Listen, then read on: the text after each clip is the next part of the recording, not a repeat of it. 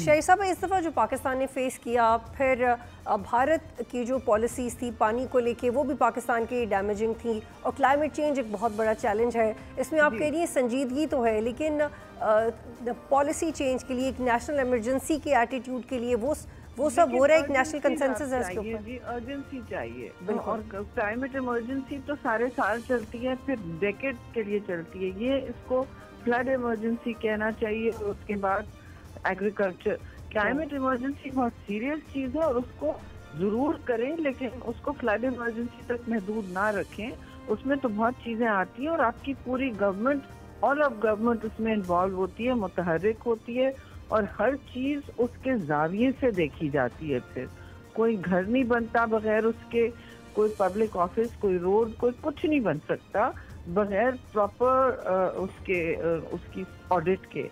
Climate audit होता है जी, तो ये सब होना ज़रूरी है।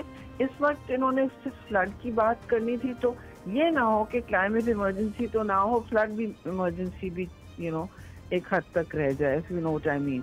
अब देखिए, अर्जेंसी बहुत है, हर सेक्टर में है।